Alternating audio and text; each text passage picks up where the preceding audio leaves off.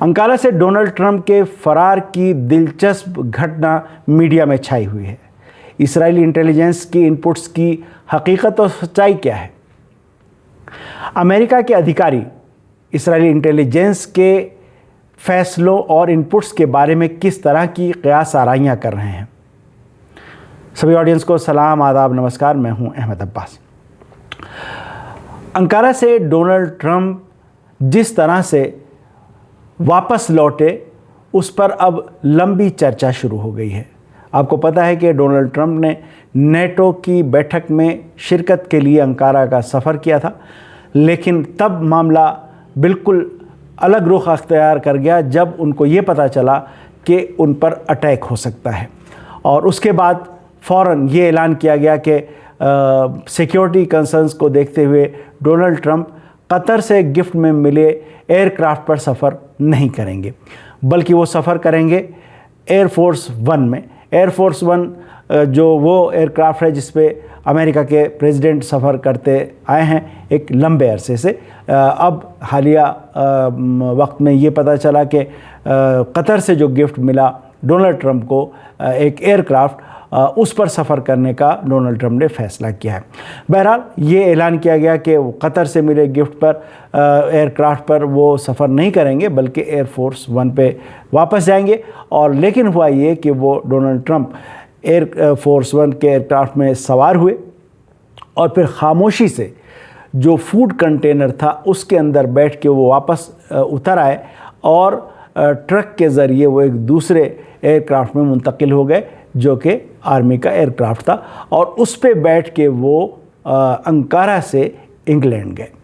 अब इस पर बहुत सारी बहसें शुरू हो गई हैं। न्यूयॉर्क टाइम्स के एक फ़ोटो जर्नलिस्ट हैं डॉग मिल्स, उनका ये कहना है कि हमें तो कुर्बानी का बकरा बना दिया डोनाल्ड ट्रंप ने। उनका ये कहना है कि हम भी सवार हुए एयरफोर्स वन में डोनाल्ड ट्रंप के साथ, जैसा मीडिया के लोग साथ में होते हैं, कहा हम उसमें सवार हुए और डोनाल्ड ट्रंप भी उसमें सवार हुए, और हमें ये ही पता था आखिर तक कि डोनाल्ड ट्रंप इसमें मौजूद हैं।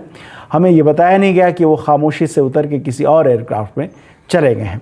तो इससे ये पता चला कि जिस एयरक्राफ्ट के लिए ख़तरा था हम उसमें मौजूद थे और डोनाल्ड ट्रंप एक अलग एयरक्राफ्ट में बैठकर वहाँ से रवाना हो गए थे।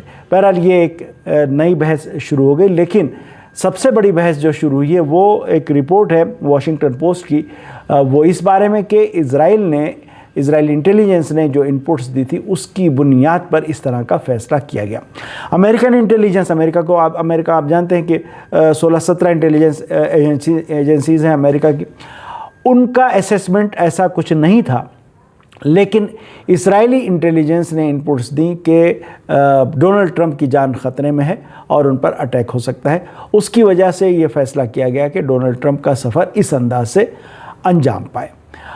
अब सारा माजरा क्या है? एक नई बहस अमेरिका में ये शुरू हो गई कि इजरायली इंटेलिजेंस ने दरअसल जानबूझकर इस तरह की इनपुट्स दी थी ताकि वो ख़ुद को डोनाल्ड ट्रंप के करीब कर सके। डोनाल्ड ट्रंप को ये मैसेज जाए और ये महसूस हो कि हमारी इंटेलिजेंस एजेंसीज़ इतनी बेदार और एक्टिव नहीं हैं, लेकिन इजरायली इंटेलिजेंस को हमारी जान की ज़्यादा फ़िक्र है। आपको पता है कि डोनाल्ड ट्रंप किस तरह की सोच रखते हैं। वो पहले ही एक बयान दे चुके हैं कि अगर मेरी जान को ख़तरा हुआ, यानी मेरे साथ कुछ हो गया, मैं मारा गया, तो मैंने पहले ही से ऑर्डर दे के रखा है कि वो ईरान के ख़िलाफ़ इस तरह की कार्रवाई हो, और इस तरह की बातें वो पहले कर चुके। तो इस तरह की ये जो साइकोलॉजी है डोनाल्ड ट्रंप की, वो इजरायली इंटेलिजेंस को अच्छी तरह से पता है। इजरायली इंटेलिजेंस और लीडरशिप इससे वाकिफ़ है, तो उनको बार बार ये एहसास दिलाते रहते हैं कि आप ख़तरे में। अब ये वॉशिंगटन पोस्ट की जो रिपोर्ट है वो ये कह रही है, अमेरिकन अधिकारियों के हवाले से ये रिपोर्ट तैयार की गई है।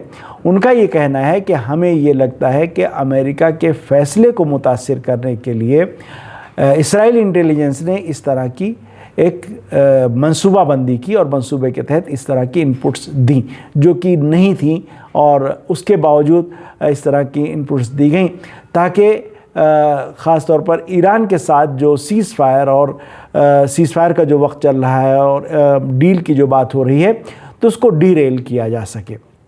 इस तरह की बहस वहाँ अमेरिका में अब शुरू हो गई। ये बहस इसलिए शुरू हो गई कि अमेरिका में कई सतह पर इस तरह की बहसें हो गई। कुछ फुटेज तो आपने देखा है कि वायरल भी हो गई कि जिसमें एक रिपब्लिकन कैंडिडेट और एक इस्राएली अमेरिकन फ़ौजी दोनों के बीच मारपीट हो गई, इसलिए कि वो कैंडिडेट ने इस्राएली अमेरिकन फ़ौजी को किलर और जेनोसाइडल और इस तरह की बातें कह दी।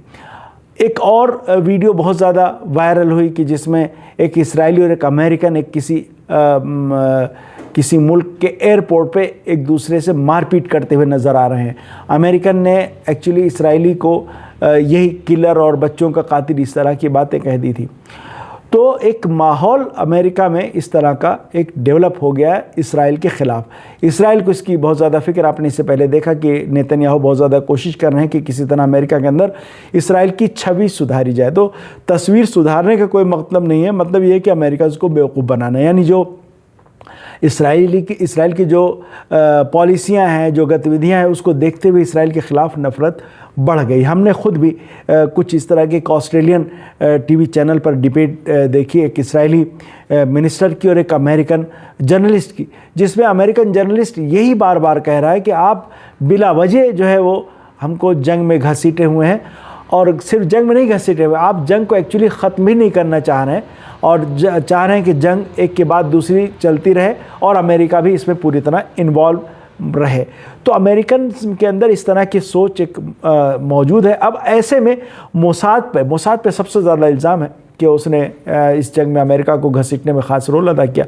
तो मोसाद फिर अपनी तस्वीर को बेहतर बनाने की पूरी कोशिश में लगा हुआ है, और जिसकी वजह से अब अमेरिकन ये बातें कह रहे हैं कि इसराइल झूठी रिपोर्टें भी अमेरिका तक पहुंचा रहा है, डोनाल्ड ट्रंप तक ख़ास तौर पर पहुंचा रहा है, ताकि उनकी सोच को मुतासिर किया जा सके। ये तो एक अलग पहलू है, लेकिन इसके साथ साथ एक चीज़ और ये सामने आ रही है कि अमेरिका के सिलसिले में अब ये बहस उठ गई है कि डोनाल्ड ट्रंप ने जो नेशनल सिक्योरिटी डॉक्यूमेंट दिया था, जो अमेरिका का हर प्रेसिडेंट अपने टर्म में 1 या 2 बार देता है, तो डोनाल्ड ट्रंप ने जो डॉक्यूमेंट दिया था उसमें उन्होंने साफ इशारा किया था कि अमेरिका अब इस रीजन से, यानी वेस्ट एशिया मिडल ईस्ट के रीजन से हटना चाहता है, यहाँ पर तवज्जो कम करना चाहता है और ज़्यादा तवज्जो चाहता है कि उसकी चीन की तरफ अब हो सके और यहाँ थोड़ा सा उसकी जो इन्वॉल्वमेंट है वो कम हो। इसके बावजूद देखने में ये आया कि डोनाल्ड ट्रंप एक ऐसी जंग में आके उलझ गए जो ख़त्म होती नज़र नहीं आ रही है।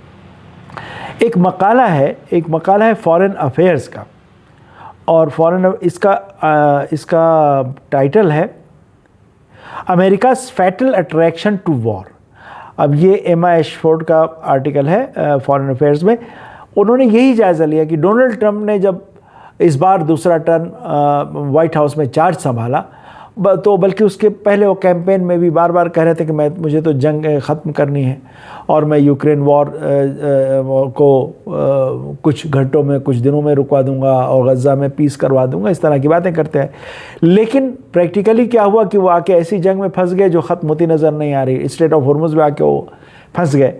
तो क्यों फंस गए? अब यहाँ पर एक ये अलग से एक एनालिसिस है कि अमेरिका में जिस तरह का इज़राइल का इन्फ्लुएंस है, जिस तरह अमेरिका की इंडस्ट्रीज़ में, जिस तरह के अमेरिका के प्रोपेगेंडा नेटवर्क में, जिस तरह से अमेरिका की मीडिया में, जिस तरह से अमेरिका की डीप स्टेट में, जिस तरह से अमेरिका के अलग अलग इंस्टीट्यूशंस में इज़राइल का इन्फ्लुएंस है, उसको देखते हुए मुमकिन नहीं है कि अमेरिका इज़राइल के इन्फ्लुएंस से बाहर आ जाए।